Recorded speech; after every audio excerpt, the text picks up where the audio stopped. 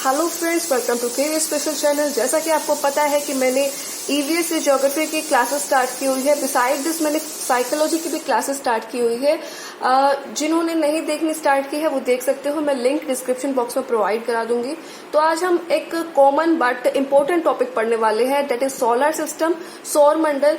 आपने कोई भी एग्जाम दिया होगा तो सौर मंडल में से हमें कुछ ना कुछ क्वेश्चन देखने को जरूर मिल जाता है, ठीक है। चाहे वो ग्रेट रेड स्पॉट के ऊपर आए, चाहे वो एस्टेरॉइड्स कौन कौन सा प्लैनेट्स के बीच में होते हैं, ठीक है, मार्स एंड जुपिटर के बीच में, तो वो आ जाती है। एस्टेरॉइड बेल्ट किन प्लैनेट्स के बीच में देखने को मिलती है, ठीक है। या फिर हमें पेरिहेलियन एफिलियन से क्वेश्चन देखने को मिल जाता है, या हमें बहुत सारे क्वेश्चंस देखने को मिल जाते हैं, ठीक है। तो क्यों नहीं इसको कर लिया जाए। तो मैंने ये डिसाइड किया है कि सोलर सिस्टम का जिस्ट पार्ट आपको एक दो क्लासेस में करा दूंगी एंड आफ्टर देन हम एमसीक्यूज देखेंगे। और जो एमसीक्यूज की क्लासेस होगी ना, वो बहुत इंपॉर्टेंट होगी। किस वजह से? क्योंकि उसमें सारे एमसीक्यूज जितने भी आज तक आए हुए हैं, ठीक है, वो सारे तो उसमें इंक्लूड किए जाएंगे, प्लस उसमें कुछ और क्वेश्चंस ऐड किए जाएंगे जिनकी पॉसिबिलिटी है कि आगे फर्दर एग्जाम्स में वो क्वेश्चंस देखने को मिले। तो एमसीक्यूज क्लासेस भी इसकी होगी। So without wasting any time, let's start the class. तो बच्चे, अगर हम सोलर सिस्टम पढ़ रहे हैं तो हमारी फर्स्ट चीज हमें जो जानने की जरूरत है वो ये है कि सोलर सिस्टम होता क्या है। What is solar system? क्या होता है सोलर सिस्टम? ठीक है, सोलर सिस्टम, सोलर जो वर्ड है ये आपका सन को दर्शा रहा है, ठीक है। तो बेटा हम जब भी सोलर सिस्टम ड्रॉ करते हैं, कुछ भी करते हैं, तो हम कहते हैं कि sun is the head of the family. Sun क्या है? हेड है, क्योंकि सन के अराउंड ही सब रिवॉल्व करते हैं।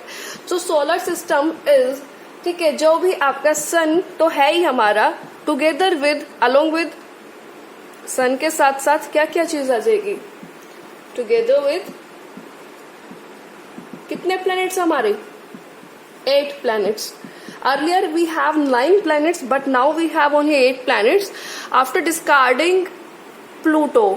प्लूटो अब क्या है? प्लैनेट तो है, लेकिन ये एक ड्वार्फ प्लैनेट है बच्चे। और ड्वार्फ प्लैनेट इसको कंसिडर किया गया था 2006 में, और कौन सी असेंबली में? 26 जनरल असेंबली में। वो इस वजह से क्योंकि हर एक प्लैनेट के कुछ लॉज होते हैं, ठीक है, 3 बेसिकली रूल्स होते हैं। तो उसमें से एक जो था, ये अपना पाथ पूरा शॉर्ट डिस्कवर, मतलब पूरा इसका जो पाथ था वो नहीं हो रहा था, इस वजह से इसको ड्वार्फ प्लैनेट में इंक्लूड किया गया, ठीक है। जो प्लैनेट्स के जो रूल्स होते हैं वो फुलफिल नहीं कर रहा था, इस वजह से इसको आफ्टर मतलब 2006 के बाद इसको हम ड्वार्फ प्लैनेट में कंसिडर करते हैं। So together with 8 planets and their moons. Earth पे कितने मून है? जैसे 1 है सिर्फ, ठीक है।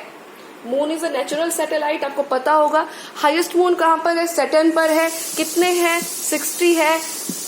जो इम्पोर्टेंट सैटेलाइट है जिसमें से क्वेश्चन देखने को मिल जाता है वो कौन सा है? टाइटन है, ठीक है। तो इसी तरीके से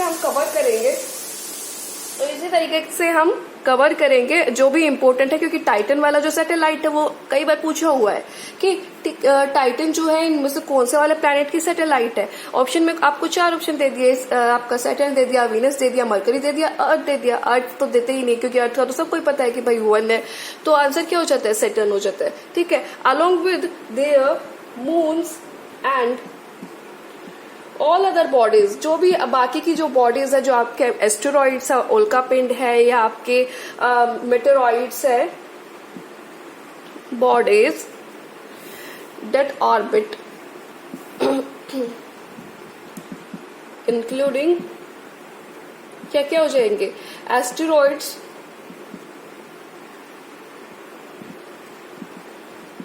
मेटेरॉइड्स, कॉमेट्स एक्सेट्रा, ठीक है। तो ये सब हो जाएंगे। अच्छा, एक एस्टेरॉइड बेल्ट में से क्वेश्चन देखने को मिलता है कि एस्टेरॉइड बेल्ट कौन से 2 प्लैनेट्स के बीच में होती है? तो वो होती है बेटा मार्स एंड जुपिटर के बीच में। मार्स एंड जुपिटर के बीच में आपकी क्या फाउंड होती है? एस्टेरॉइड बेल्ट होती है। क्वेश्चन आ चुका है, ठीक है। DSSS में भी कई एग्जाम्स में देखने को मिल चुका है, साथ में SSC में भी देखने को मिल चुका है। तो एस्टेरॉइड बेल्ट कहाँ, कौन से स्टार्स के बीच में, किन 2 प्लैनेट्स के बीच में हमें देखने को मिलती है? सॉरी, तो मार्स और जुपिटर के बीच में हमें देखने को मिलती है। So this is the way how can you define solar system. ठीक है, सोलर सिस्टम में जितना भी हमारा जो सन है, प्लैनेट्स है, हमारे मून्स है, एस्टेरॉइड्स है, मेटेरॉइड्स है, कॉमेट्स है, इसके अलावा भी बहुत सारी चीजें होती है। ठीक है, तो वो सब आपका सोलर सिस्टम में आ जाता है, सौर मंडल में आ जाता है। ठीक है, अब थोड़ा हम मून के बारे में जानते हैं। ठीक है, जो चांद हम रात को देखते हैं उसके बारे में। तो मून एक्चुअली में है क्या बेटा? मून है satellite, it is a natural satellite and जो साइंटिस्ट वगैरह ये बनाते हैं वो होती है हमारी आर्टिफिशियल सैटेलाइट। सो मून के बारे में बात करते हैं। तो मून आपका क्या है कि आप फुल मून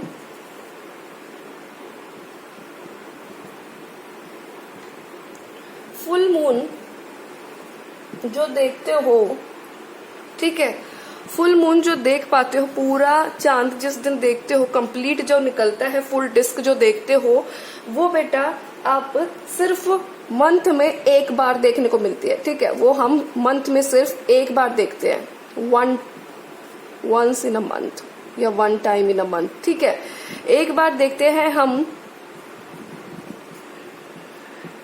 फुल मून को, और इसी फुल मून को हम कहते हैं, क्या कहते हैं? पूर्णिमा। क्या कहते हैं? पूर्णिमा, फुल मून को।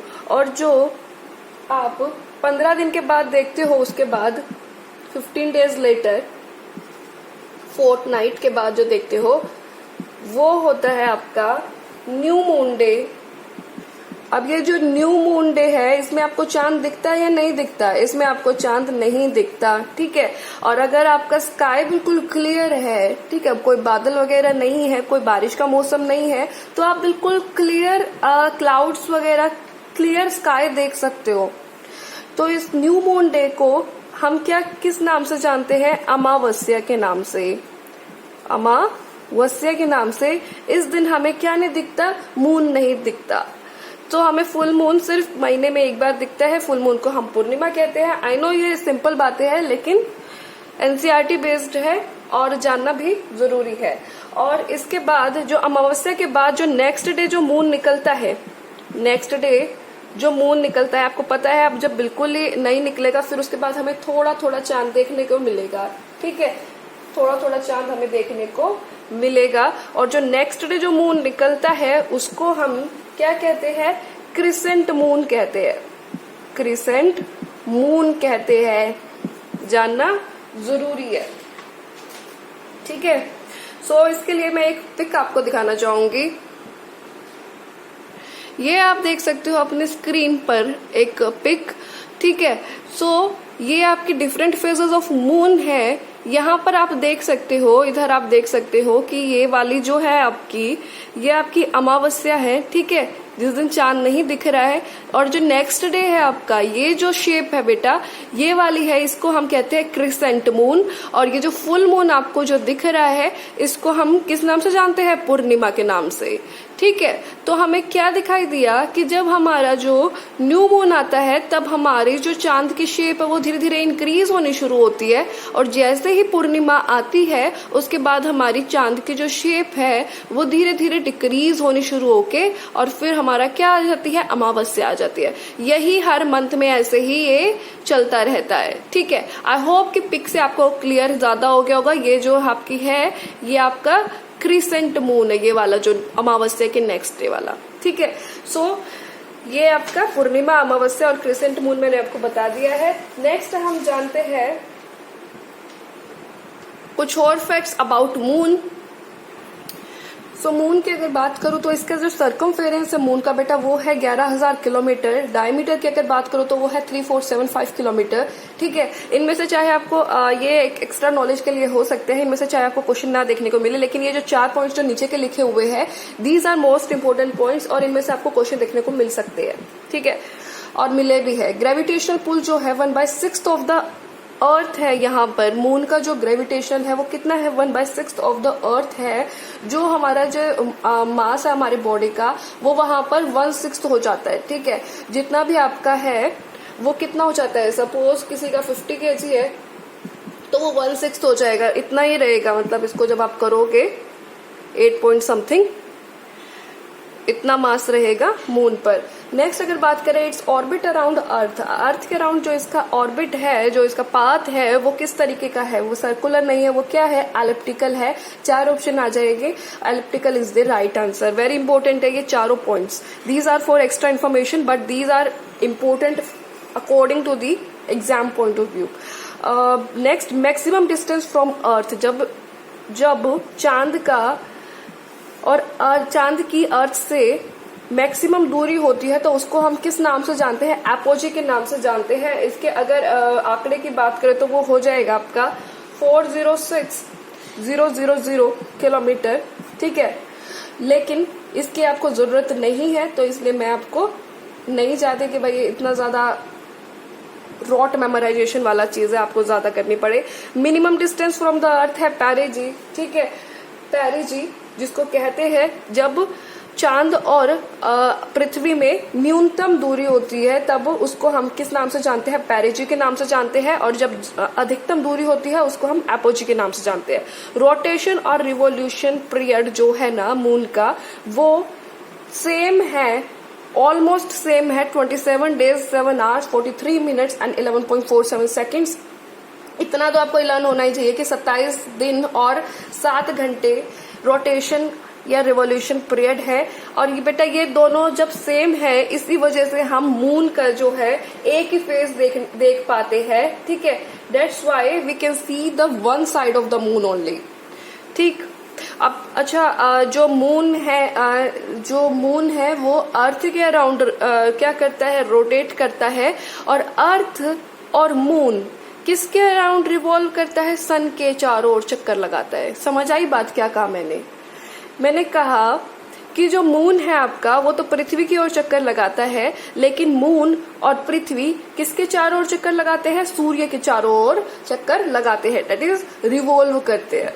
और रोटेशन और रिवॉल्यूशन टाइम जो है इसका सेम है मून का, इसी वजह से हम इसकी एक ही तरफ, एक ही साइड देख पाते हैं मून की। 27 दिन 7 घंटे और 43 मिनट। इसके साथ ही एक बात और जानने की जरूरत है कि मून जो होता है उसमें अपना प्रकाश नहीं होता है, moon does not produce its own light. तो फिर मून के अंदर जो प्रकाश है जो हमें इतना चमकता दिखता है वो कैसे दिखता है, उसके बारे में बात करते हैं, ठीक है। देखिए बच्चे, मून के पास अपना प्रकाश नहीं होता, लेकिन सन एंड स्टार्स दोनों के पास अपनी लाइट होती है, ठीक है। दोनों के पास दोनों प्रोड्यूस करते हैं लाइट, ठीक है। और अगर बात करें सन इज ऑल्सो अ स्टार, सन भी क्या है, एक स्टार है। और अब बात करते हैं कि हम जो मून है वो उसको चमकता हुआ कैसे देखते हैं, कि बेटा जो सन है हमारा, ठीक है, जो सन है हमारा वो जो चांद के ऊपर अपनी किरणें जो इसकी गिरती है और फिर वो रिफ्लेक्ट होकर के पृथ्वी के ऊपर पड़ती है, इस वजह से हमें जो सूरज की किरणों का जो सूर्य जो लाइट इसके ऊपर फॉल कर रहा है, इस वजह से हमें क्या देखने को मिलता है, मून हमें एक शाइनिंग ऑब्जेक्ट देखने को मिलता है। मून को हम चमकता हुआ इसी वजह से देख पाते हैं, ठीक है।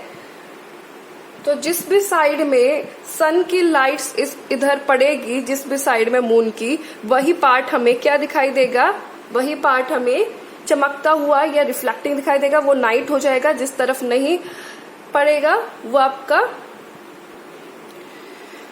आपका जो भी जितने भी आपकी किरण पड़ेगी और ये जो हमें दिखाई देगा, ठीक है, वही पार्ट हमें सिर्फ मून का दिखाई देता है। और इसका मैंने एक चीज और बता दिया कि रोटेशन और रिवॉल्यूशन पीरियड जो है मून का वो सेम होता है, ठीक है। अब जानते हैं कि सेलेस्टियल बॉडीज क्या होता है। बेटा सेलेस्टियल बॉडीज सन, मून या हम कोई भी चीज चमकती हुई अपने स्काई में देखते हैं तो these are celestial bodies. Stars की अगर बात करें तो ये भी क्या है, सेलेस्टियल बॉडी है, ठीक है, क्योंकि स्टार भी हमें क्या दिखते हैं, चमकते हुए दिखते हैं। ये जो स्टार्स है, ये जो सेलेस्टियल बॉडीज है, ये बेटा बिग एंड हॉट होती है, ठीक है, बड़ी और गर्म होती है। और ये किसकी बनी होती है, they are made up of gases, they are made up of gases, gas की बनी होती है। इनके पास, स्टार्स के पास अपना क्या होता है, हीट एंड लाइट होती है, they can produce their own heat and light, ठीक। और जिसको हीट और लाइट को ये बहुत ही लार्ज अमाउंट में क्या करती है, एमिट करती है। और इन्हीं सेलेस्टियल बॉडीज को हम किस नाम से जानते हैं, स्टार्स के नाम से जानते हैं। और सन भी एक क्या है, तारा है, स्टार है। नेक्स्ट अगर बात करें प्लैनेट्स की, प्लैनेट्स क्या होते हैं, ठीक है, स्टार्स का जस्ट अपोजिट इसमें चीज देखने को मिलेगी। स्टार्स में अपनी हीट एंड लाइट थी, लेकिन planets do not have their own heat and light, प्रकाश नहीं होता है इसमें अपना। ये जो चमकते हैं प्लैनेट्स, वो किस वजह से चमकते हैं, ये they lit by the light of stars, stars की लाइट की वजह से चमकते हैं, ठीक है। जैसे हमारा मून है वो सन की रोशनी की वजह से चमकता है, ठीक है। इसी तरीके से जो प्लैनेट्स है वो हमें जो शाइनिंग दिखते हैं वो इस वजह से, क्योंकि ये स्टार्स की लाइट की वजह से चमकते हुए हमें दिखाई देते हैं। और एक बात और कि प्लैनेट वर्ड जो है वो हमारा एक ग्रीक वर्ड से लिया गया है, प्लैनेट से, और जिसका मतलब क्या होता है, वॉन्डरर्स। क्या होता है जिसका मतलब, वॉन्डरर्स। नेक्स्ट कुछ और facts about planets. So Jupiter, Saturn और यूरेनस जो आपके प्लैनेट्स हैं बेटा, उनके अराउंड रिंग्स होते हैं, ठीक है। क्या होते हैं, रिंग्स होते हैं। और ये जो रिंग्स है, हमें अगर हम अर्थ से बहुत ही ज्यादा पावरफुल टेलीस्कोप है तो हम वो इनके रिंग्स को देख सकते हैं, इन प्लैनेट्स को देख सकते हैं, ठीक है। अगर हम बात करें इनर प्लैनेट कौन से होते हैं, आउटर प्लैनेट क्या होते हैं, इनके बीच में क्या डिफरेंस होता है, तो इनर प्लैनेट जो आपके स्टार्टिंग के 4 है, Mercury, Venus, Earth and Mars, these are inner planets. और ये जो प्लैनेट्स है ये बने हुए हैं रॉक्स के, चट्टानों के, ठीक है। ये बने हुए रॉक्स या चट्टानों के। आउटर प्लैनेट की बात करें तो बाद के जो लास्ट वाले 4 बचे, ठीक है, Jupiter, Saturn, Uranus and Neptune, ये आपके आउटर प्लैनेट्स है। और ये किस चीज के बने हुए हैं, ये बने हुए बेटा गैसेस और लिक्विड के।